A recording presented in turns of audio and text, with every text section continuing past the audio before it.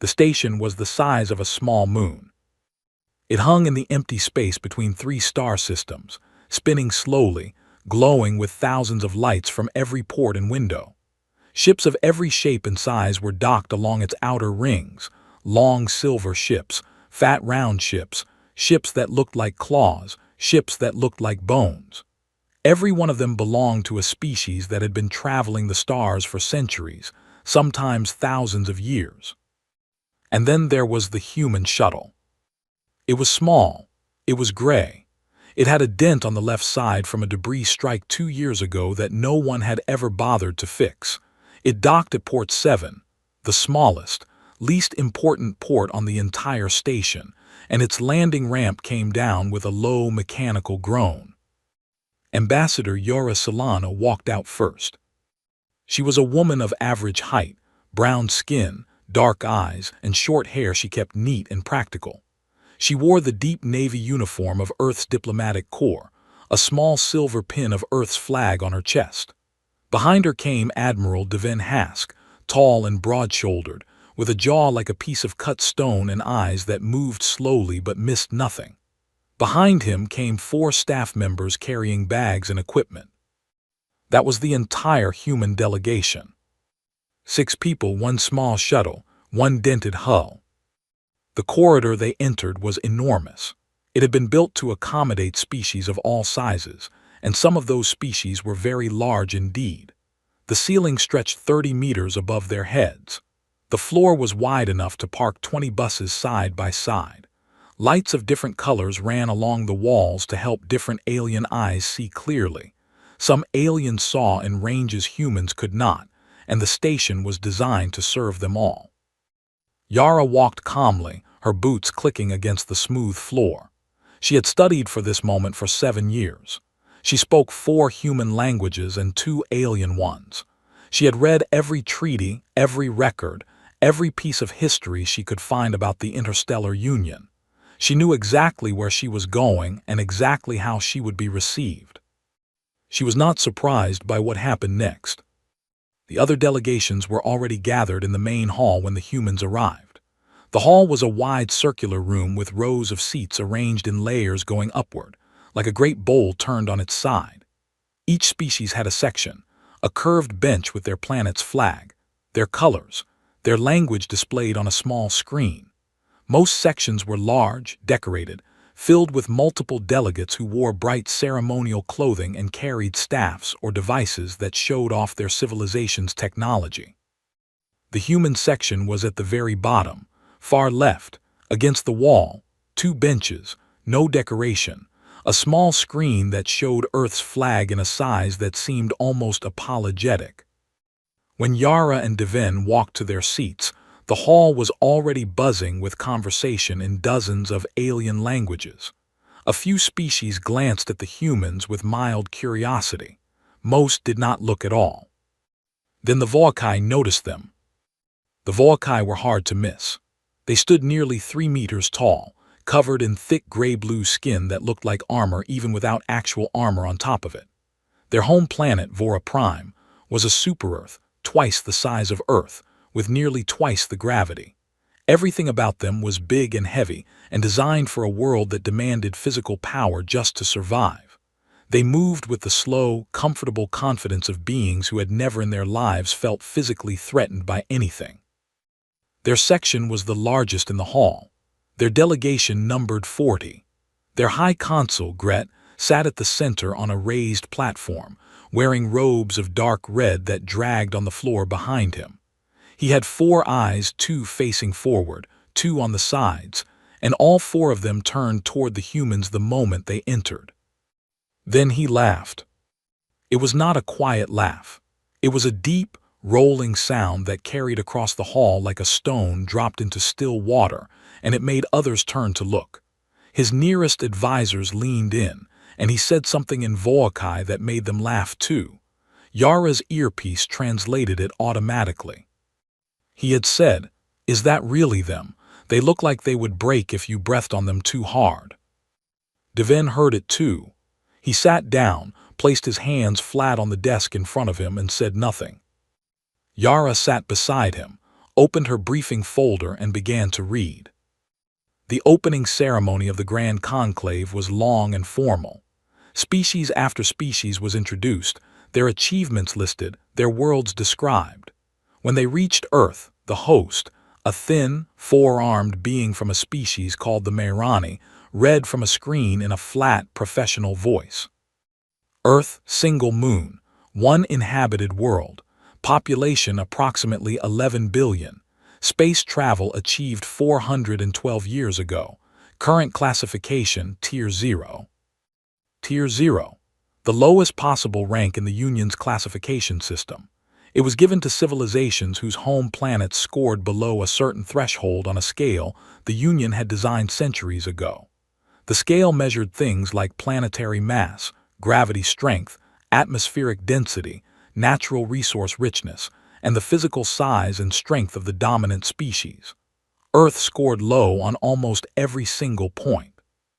The Voakai section erupted in quiet laughter again. A few other species looked uncomfortable. The Celestine delegate, a small, pale being with wide silver eyes, looked at the human section with something that was not quite pity and not quite curiosity, but somewhere between the two. After the introductions, the floor was opened for initial statements. High Consul Gret stood first, because of course he did. He was large enough that even standing at the lower speaking floor, he seemed to fill the room. His voice was deep and formal and carried the practiced ease of someone who had given speeches all his life and expected people to listen. He spoke about the Voakai's long history of interstellar travel. He spoke about their military strength, their resource networks, their role as one of the founding species of the Union. He spoke about the importance of power and capability in the galaxy, about how the Union had survived for so long because it valued strength above all else. And then, near the end, he looked directly at the human section. "We welcome all who seek to join the Union," he said, his four eyes fixed on Yara. "But we must be honest, membership is not charity. The Union cannot carry those who cannot carry themselves. A world with no mass, no gravity, no strength, what does it bring to the table? What does it protect? What does it offer? Nothing.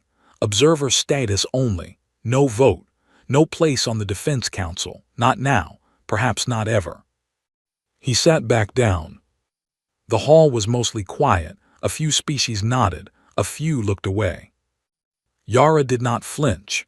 She wrote something in her notepad. Small, neat handwriting. Devin watched her hand move across the page and saw what she had written. It was 2 words. "They will." After the session ended and the hall slowly emptied, Devin stood by the wide viewing window at the far side of the corridor, looking out at the stars. His hands were clasped behind his back. Yara came and stood beside him, her folder tucked under her arm. For a long moment, neither of them said anything. Finally, Devin spoke. His voice was quiet, almost gentle. "They didn't even check our files." Yara looked at him. "No," she said, "they didn't." "If they had," Devin said slowly, still looking at the stars, "this would have gone very differently." Yara said nothing. She just looked out at the same stars, and she let herself smile, just a little, just for a second before her face went calm and professional again. The smallest delegation on the station walked back to Port 7. Their dented shuttle waited patiently. And somewhere, far away, across the empty dark, the little blue planet they had come from continued to turn, quietly, as it always had, the way it had been turning for 4.5 billion years. It had survived everything. It was not done yet. Nobody asked about the bones. That was the thing that would bother the Celestine scholar Eva for years afterward. The simple, embarrassing fact that in all the centuries of galactic exploration, in all the careful studies and classification reports and diplomatic assessments, nobody had ever looked closely at a human skeleton and asked the obvious question. Why are they so dense? Not dense in the way the Voakai were dense, thick-limbed and heavy by design of a massive world. Human bones were dense in a different way. Quietly, stubbornly, almost rudely dense for a creature from such a small, low-gravity planet. Their muscles were layered in ways that did not match what the Union science teams expected. Their hearts were large for their body size. Their lung capacity was surprising.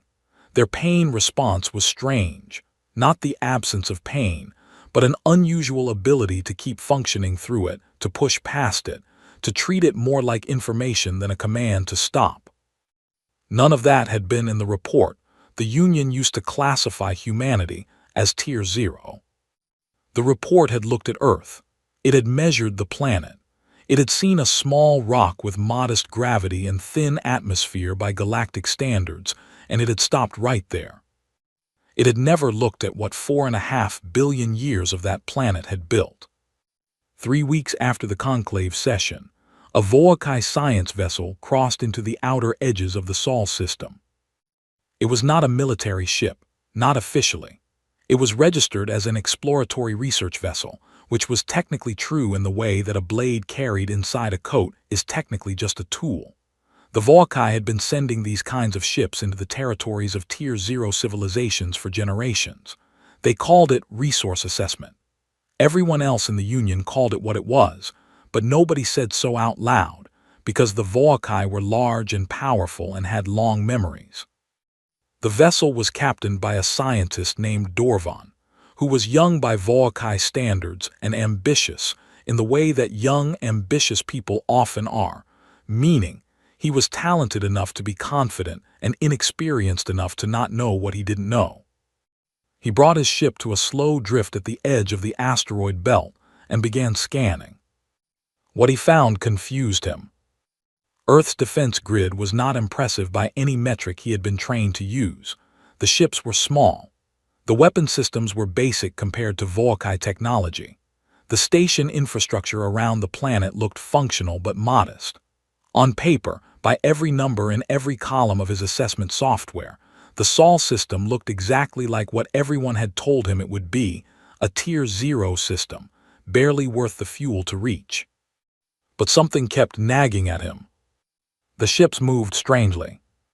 Not badly, not in the way of an inexperienced crew or faulty equipment. They moved in ways that his software kept flagging as unusual, because the maneuver patterns didn't fit the ship sizes. Human vessels were running flight paths that should have required either much more powerful engines or much smaller ships. The turns were too tight. The acceleration curves were wrong. The ships were pulling forces during maneuvers that made his own navigation officer frown and run the numbers twice. "How are they doing that?" his officer asked. Dorvan stared at the data for a long time. Then, being a scientist, he did what scientists do. He started asking questions he should probably have asked earlier. He pulled up the full physical profile of the human species, not the standard Union summary, but the actual raw biological data collected during humanity's admission process. He started reading. He read for 6 hours. When he was done, he sat very quietly in his chair for a while. Then he sent a coded message back to Vora Prime. The message was flagged urgent. It said, in simple Volkai, something that roughly translated to, "We may have made an error in our assessment." Back on Earth, in a long gray building in a city called Geneva, Admiral Devin Hask was standing in front of a wall covered in screens. Each screen showed something different: fleet positions, training reports, weapons test results, the silent movement of ships in the dark between planets. Devin had been awake for 20 hours, which for him was not unusual. He had served in Earth's military for 31 years, and he had learned long ago that sleep was a thing you did when the work allowed it, not when you wanted to. He was being briefed by a woman named Colonel Petra Vance, who ran Earth's Alien Assessment Division. She was sharp and direct, and used exactly as many words as she needed and never one more. "They sent a scout," she said, pulling up the track of the Volkai vessel on the main screen. "Sat at the belt for about 9 hours. Scanned everything in range." "What did they see?" Devin asked. "What we let them see," Petra said. Devin nodded slowly. "And the rest?" Underground, shielded, dark. She paused. They have no idea. He turned back to the screens. There was a display on the far right that he kept looking at, a training feed from one of Earth's combat simulation centers. Pilots in pressure suits were running high-G exercises, their bodies pinned back by forces that would have knocked an alien pilot unconscious. The humans grunted, breathed hard, kept their hands on the controls, and completed the course. The Union had classified Earth based on the planet's gravity. What they had not understood, what they had never bothered to investigate, was that living in Earth's gravity, every single day, for every generation, going back millions of years before modern humans even existed, had done something to the human body that no other species in the known galaxy had experienced in quite the same way. Earth's gravity was not strong by galactic standards, but it was constant. It never turned off. Every human who had ever lived had spent every second of their life working against it, walking, running, lifting, breathing, pumping blood upward from the heart, keeping their spine from collapsing, standing upright on 2 legs instead of 4. The human body had spent millions of years being shaped by that constant, unrelenting pull, and it had responded the only way living things know how to respond to a constant challenge. It adapted. And when humans built ships, they built them around pilots who could handle forces far beyond what the planet asked of them. Because if you could train a body already tuned by gravity to push further, to take more, to sustain maneuvers at 7, 8, 9 times the force of their home world, you got something the galaxy had never seen before. You got a warship that fought like a living thing, because in a way it was. Colonel Vance pulled up another report. The Volkai are talking in the conclave about pushing for a formal exclusion resolution. They want to officially bar us from military alliance consideration for 50 years. Of course they do, Devin said. Yara's team thinks it'll pass, Petra said. The Volkai have enough votes. A few other species will go along. Let them vote, Devin said. Petra looked at him. Sir. He turned from the screens and looked at her directly. His face was calm. Not the calm of someone who didn't care, but the calm of someone who had already thought everything through and arrived at a place on the other side of worry. While they're busy voting us out, he said, we'll be busy getting ready. They think they know what we are. He glanced back at the pilot training feed on the far right screen, the humans holding position at 9 Gs, breathing through it steady. They haven't asked the right questions yet. He walked to the door, then stopped with his hand on the frame. When they finally do, he said quietly, it'll be too late to change the answer. He left, the screen stayed on, the pilots kept flying. And in the outer dark of the Sol system, the Volkai scout ship turned around and went home carrying data that was accurate, and conclusions that were completely wrong, and a message that would reach Vora Prime in 3 days and start a chain of events that could not be stopped. The little blue planet waited, the way it always had. Patient, quiet, ready. The Volkai fleet crossed the boundary marker at 400 hours, station time. There were 3 of them, heavy cruisers, each one longer than a city block, plated in dark metal that absorbed radar and made them look like moving pieces of night. They were not hiding. They didn't bother. Tier 0 systems didn't require stealth. You didn't sneak up on someone who couldn't fight back. You just walked in and you let the size of your ships do the talking. Their commander was a male named Veth, a decorated officer with 20 years of fleet experience and a chest full of medals from conflicts against species who had also at one point been classified as threats, until the Volkai showed up and they were threats no longer. He was calm, professional, and completely certain of what the next few hours would look like. He had been wrong before, not often, not about anything that mattered. Until now. The *S Thermopylae had been sitting in a cold drift position behind a cluster of mid-sized asteroids for 11 hours when the Volkai ships crossed the line. It was a frigate, one of Earth's mid-class warships. roughly a third the length of the smallest Volkai cruiser across from it. From the outside it looked plain and functional, all sharp angles and dark plating, no decoration, no flags displayed, nothing that said "Look at me." Its captain was a woman named Commander Suri Akafer, who had short silver hair despite being only 42, and eyes so dark they looked almost black in the low light of the bridge. She was eating a protein bar when the alert came in.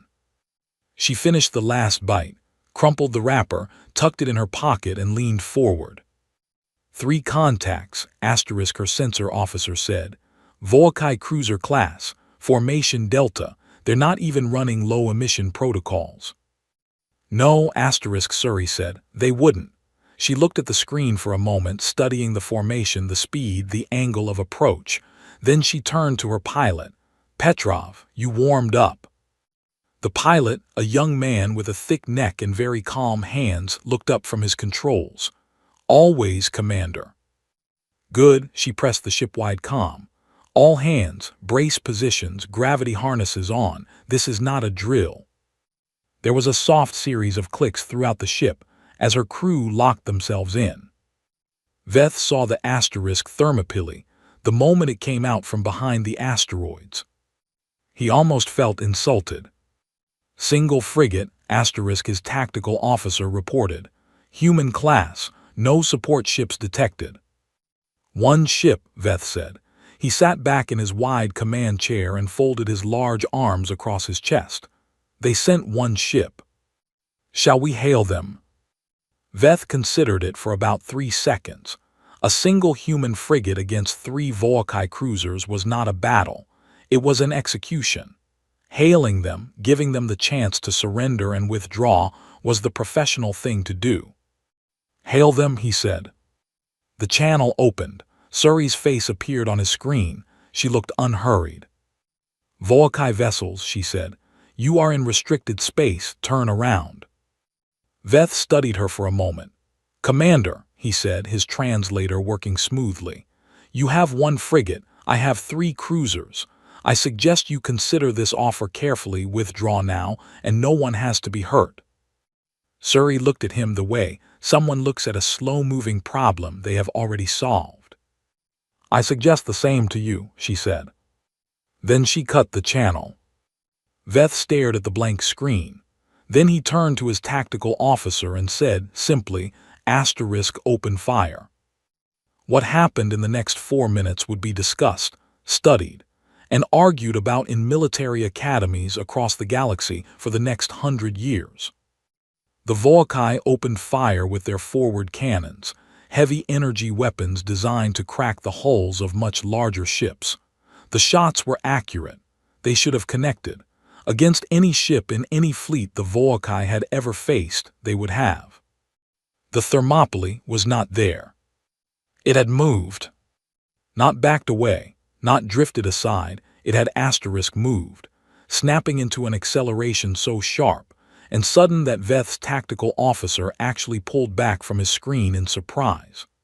The frigate cut sideways at a speed that didn't match its size, then angled into a steep climbing arc that pulled it above and past the leading cruiser before the targeting systems could adjust. "It's running," asterisk someone on the bridge said. It was not running. The Thermopylae completed the arc and came back down in a tight spiral, nose first, accelerating hard. Inside the ship, the crew was pinned to their harnesses at 7.5 times the force of Earth's gravity. Blood wanted to move to their feet. Their vision narrowed at the edges. Their bodies, trained for exactly this, held on not comfortably, not pleasantly, but they held. Petrov's hands were locked on the controls, his jaw tight, his breathing controlled, his eyes clear. He flew the ship the way it was designed to be flown, which was the way no alien pilot in the galaxy could follow. The Thermopylae came through the gap between the second and third cruisers at a closing speed that gave their systems about half a second to respond. It fired as it passed, not the heavy cannons, but a concentrated burst from close-range rail weapons, aimed at the engine section of the second cruiser, where the plating was thinner. The second cruiser shuddered. Its rear drives went dark. Then the Thermopylae was gone again, already turning, already climbing into another arc the Volkai couldn't predict because their own pilots couldn't think in those terms. Couldn't imagine what it felt like to hold a 7G turn for 90 seconds and come out of it still flying because you had trained for it, because your body had been built for it, because your planet had spent millions of years making sure that things without that kind of strength didn't last long. Veth was shouting now. His bridge was chaos. Where is it? Track it, track IT. It keeps changing vectors. The pattern doesn't follow any standard. It's one frigate, Veth roared. One, kill it. The third cruiser tried to box the Thermopylae in, which was a reasonable strategy against any normal ship. The Thermopylae flew directly at the third cruiser's underbelly, skimmed along its hull at a distance of 30 meters, close enough that Volkai crew inside could feel the vibration, and fired upward into the fuel relay systems at point-blank range. The third cruiser's drives exploded. Now there was one. Veth's cruiser, the lead ship, turned hard to bring its full weapons array to bear. It was bigger, better armed, and crewed by some of the best soldiers in the Volkai fleet. Veth gripped his armrests and forced himself to think clearly. The problem was, he didn't fully understand what he was fighting. He understood firepower. He understood armor ratings and weapon ranges and fleet formations. What he did not understand, what nothing in his training had prepared him for, was a species that had turned suffering into a competitive advantage. That had looked at the physical limits of the body and decided to treat those limits as a starting point rather than a finish line. The Thermopylae hit his ship 6 times in 90 seconds. Not catastrophic hits. Surrey was not trying to destroy the ship. She was trying to end the fight. She took out the weapons array first, then the communication array, then the secondary drive. When the lead cruiser finally went dark and stopped moving, drifting with power failing, Surrey brought the Thermopylae around to a full stop and opened the channel again. Veth was still in his chair. He looked like a being who had just seen something that had broken some fundamental belief he held about the world. Surrey's face appeared on his screen again. Her expression had not changed. "I'll say it again," she said. "Turn around." Then she paused and added, "Your crew on the third vessel needs medical attention. We'll assist if you request it. That offer is also on the table." Veth said nothing for a long time.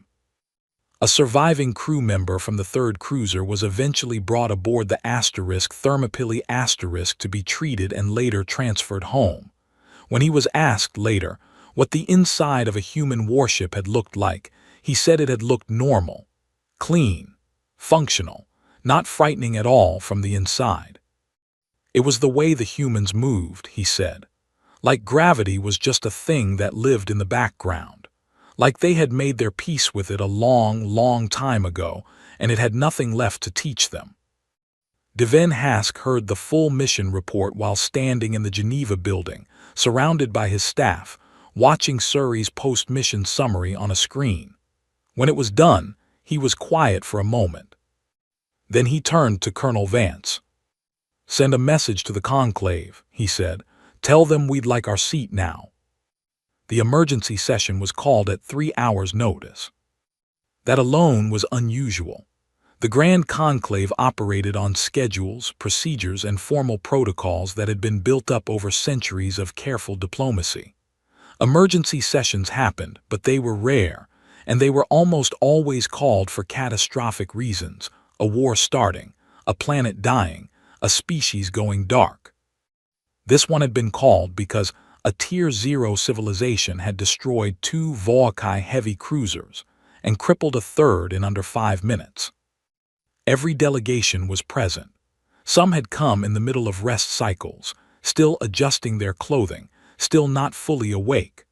The hall was louder than Yara had ever heard it, dozens of alien voices all going at once, a wall of noise in a dozen different languages that her earpiece was struggling to translate fast enough. She sat in the human section, same 2 benches, same small screen, same spot against the wall, But something was different today. Today, other delegations were looking at them, not with laughter, not with the bored disinterest of the first session, with something that took Yara a moment to name. Attention! The Celestine scholar Eva had not slept at all. She had been up since the first word of the incident came through, pulling every piece of data on human biology and military history that existed in the Union's research archives. She had spread it across 4 screens in her private quarters, cross-referencing, recalculating, going back to correct her own assumptions again and again as new pieces fell into place. What she found made her feel 2 things simultaneously: genuine excitement, the pure, clean excitement of a scientist who has found something real and important, and deep professional embarrassment, because the data had always been there. All of it, every piece. The bone density records, the cardiovascular profiles, the military training logs that the Union had collected during the admission process and filed under routine biological data without ever analyzing in depth. The historical records of human warfare, centuries of it, brutal and relentless, a species that had fought wars on its own planet for 10,000 years and come out the other side not broken but refined, the way metal comes out of fire. Nobody had looked. Nobody had thought to look. The Union's classification system measured planets, not people.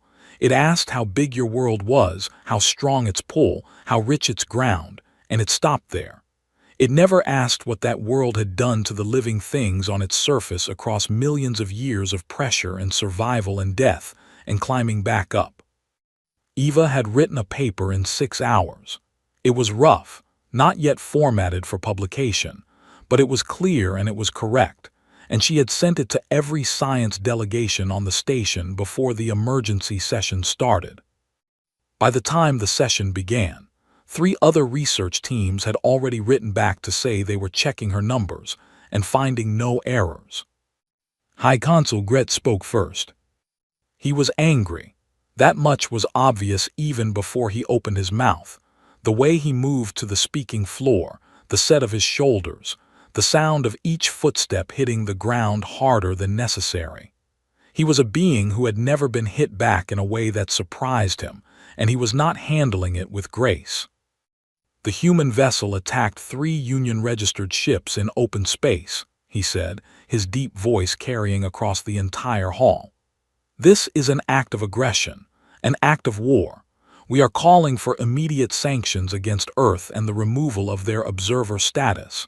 They should not be in this hall. They should be answering for what their military did. Several delegations nodded. The Krevek, a species with 4 arms and a long history of following whoever was biggest in the room, were nodding particularly vigorously. Gret continued for several more minutes, building his case: the unprovoked attack, the damage to Volkai property, the threat to Union stability, the danger of allowing a primitive species to act with military aggression. He spoke well. He was practiced at this. He had given speeches like this about other species before, and those species were no longer a problem. He sat down. Other voices rose. The Krevek delegate added to the complaint. 2 others supported the call for sanctions. Then Eva stood up. She was small, even by Celestine standards, which were themselves modest. She stood at the speaking floor and looked out at the hall with wide silver eyes that were very calm and very certain, and she began to speak. She did not speak about politics. She spoke about bones.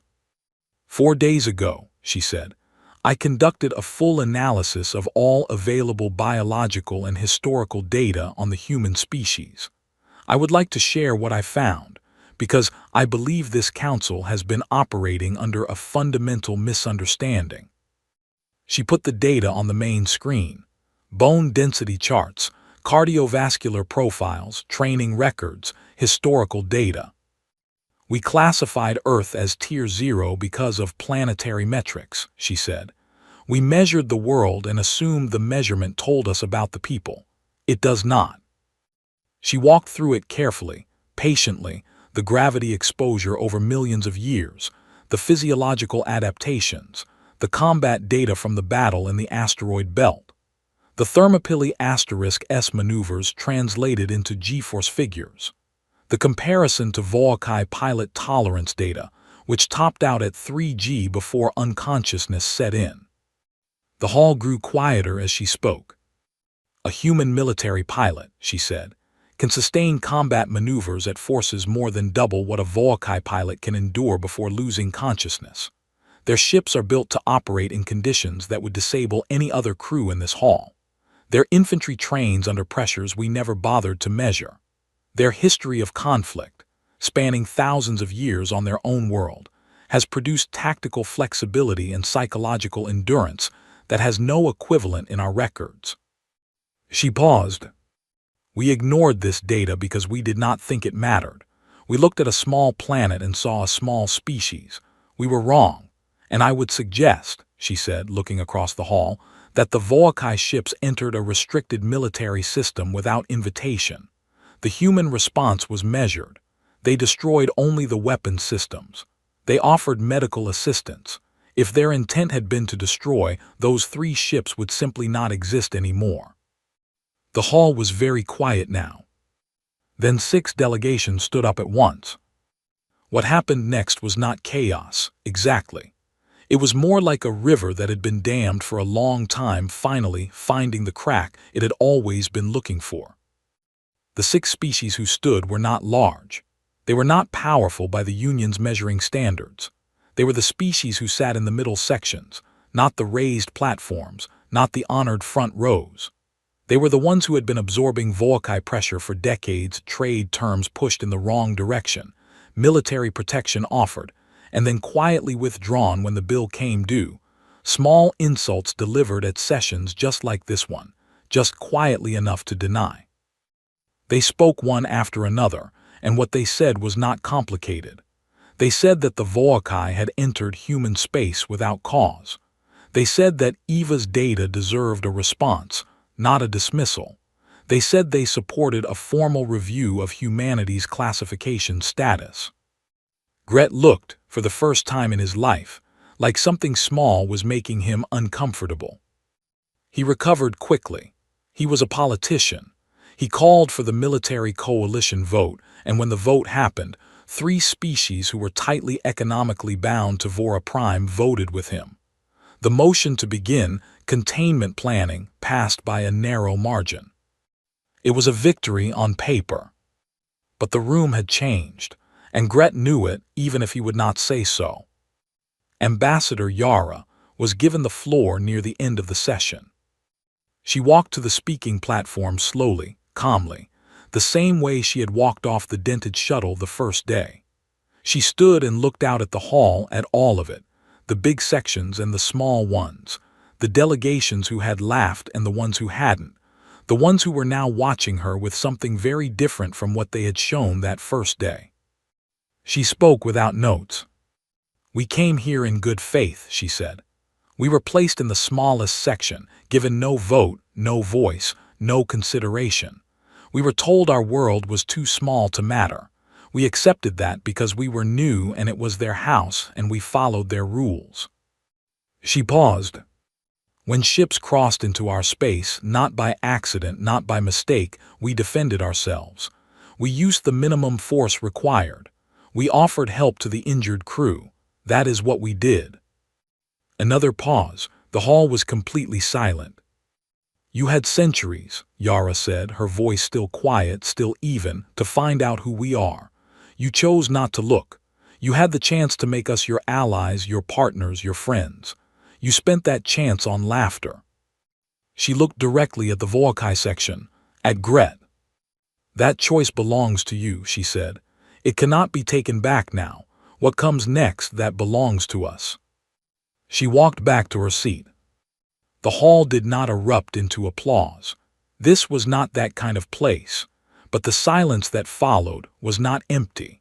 It was the silence of a room full of beings who had heard something true and were in the process of deciding what to do with it. In the Volkai section, High Consul Gret sat very still. For the first time in a very long time, he was thinking about what he might have missed. He was not thinking about it fast enough. The fleet came in 7 groups.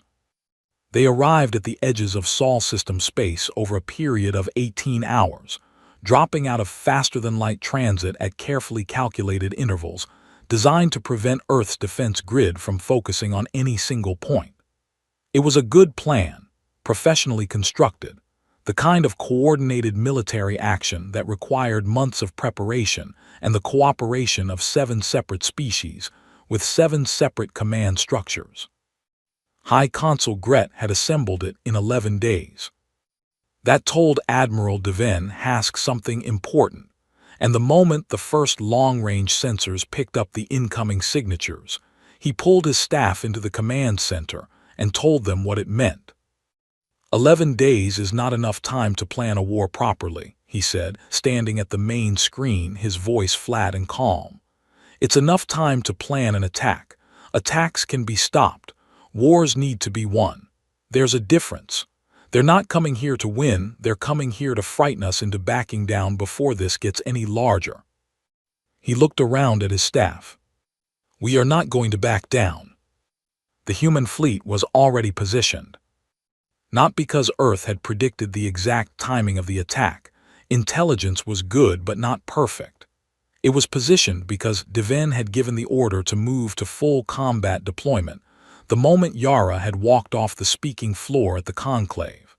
He had watched the political session on a recorded feed, seen the coalition vote pass, and understood that the time for watching had ended.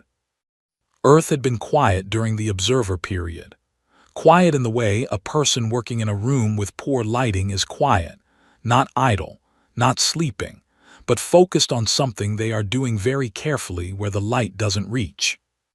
31 warships were holding position in the inner system, scattered across orbits that looked passive on any scan from the outside.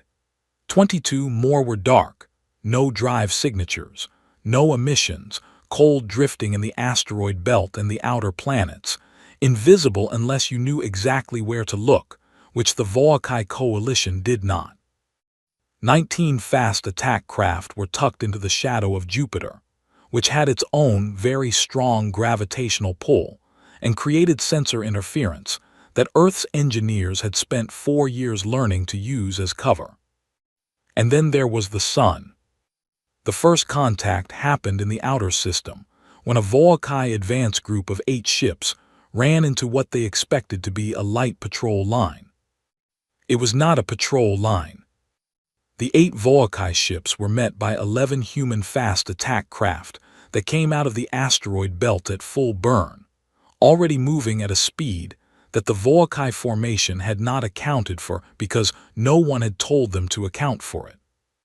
The fast attack craft were small, smaller than anything the Volkai used seriously in combat, and they moved in the same way the asterisk Thermopylae had moved, which was to say they moved like they didn't care very much about the physical forces involved in what they were doing. The battle in the outer system lasted 40 minutes. The Volkai advance group withdrew. 3 of their ships did not withdraw with them because they could not. The main engagement began 4 hours later, in the space between Mars and the asteroid belt. This was where the bulk of the coalition fleet came together, 41 ships representing 4 species, including the Volkai's best cruiser group. It was an impressive force. By any standard measurement, tonnage, weapons rating, crew numbers, sheer firepower, it should have been enough to push a Tier 0 system into submission without particular difficulty. Devin watched it arrive on the command screens, and he did not look worried. They're going to try to form a line, he said to Colonel Vance, who was standing beside him. Wide formation, force us to spread out. And she asked. And that's why I put Suri where I put her, he said. Commander Suri Akafer and the Thermopylae were not in the main engagement zone. They were on the far side of the Sun. The coalition fleet, watching their sensors, saw the main body of Earth's fleet, 31 ships, moving out from the inner system to meet them. It looked like a conventional defense, both sides moving toward each other, building for a central clash. What the coalition fleet did not see was the 19 fast attack craft that had just left Jupiter's shadow and were now curving around the far side of the planet to come in from below the engagement plane. And they did not see the asterisk Thermopylae and her group of 9 ships swinging around the sun at an angle that used the star's enormous gravity to slingshot them forward at a speed that their drives alone could not have reached. The slingshot maneuver was something Earth's pilots had been practicing for 6 years. They came around the sun like something thrown from a god's hand. The coalition commander, a Volcae admiral named Set, experienced and careful, saw what was happening approximately 45 seconds before it became a problem he could no longer solve. He started issuing orders to reposition, to break the formation, to deal with the threats coming from 3 separate directions at once. It was not enough time. The asterisk Thermopylae group hit the coalition's rear formation at full speed, targeting engines and drive systems rather than crew sections. It was deliberate. Surrey's standing orders were consistent with what she had done at the asteroid belt. Disable, don't destroy. Stop the fight, not the fighters. The 19 fast attack craft hit the coalition's flank from below. The 31 main fleet ships hit the front. For the coalition, it was like being grabbed from every direction at once by something that was smaller than expected and far, far stronger. The battle lasted 72 hours. It was not 72 hours of continuous intense combat. No battle actually works that way. It was 72 hours of positioning, engagement, withdrawal, repositioning, pressure from one direction and then another.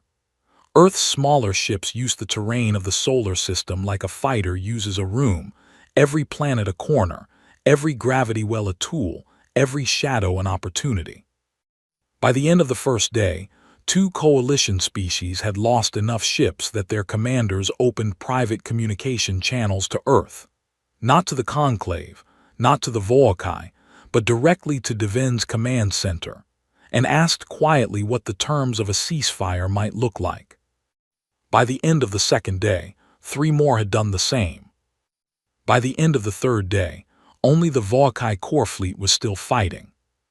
And then the Thermopylae asterisk boarded Gret's flagship. It was 12 humans, special forces, trained for exactly this kind of operation. The flagship was a massive ship, designed around Volcae scale, which meant the corridors were wide, the ceilings were high, and the Volcae soldiers defending it were large, physically powerful beings who knew their own ship and were fighting to protect their high consul. Under normal circumstances, this would have been a very bad situation for 12 humans. Under these circumstances, the humans had 2 advantages that the Volcae had not accounted for. The first was that the ship had been in space, under standard low-gravity conditions, for weeks. The Volcae soldiers on board had been living in ship gravity, lower than their home planet, lower than what their bodies were designed for. They had softened slightly, as bodies always soften when the demand on them is reduced. The 12 humans had spent the last 3 days pulling combat maneuvers at forces that would have knocked the Volcae unconscious. The second advantage was simpler. The humans had studied Volcae ship layouts for 4 years. They knew where the High Consul's command deck was, which corridors led there, and which sections to avoid. The boarding action took 40 minutes. No one was killed. That was also deliberate. When the door to Gret's command deck opened and the team leader, a quiet woman named Sergeant Elators, stepped through, Gret was standing behind his console, large and rigid, looking at her with all 4 eyes. She was not very tall. She was not armored in anything impressive. She held her weapon at her side, not raised. "High Consul," she said in basic Volcae, which she had been studying for 18 months. "The battle is over. Your fleet is requesting orders to stand down." She paused. "We are requesting the same." Gret looked at her for a long, long time. Then he gave the order. The ceasefire was signed 12 hours later.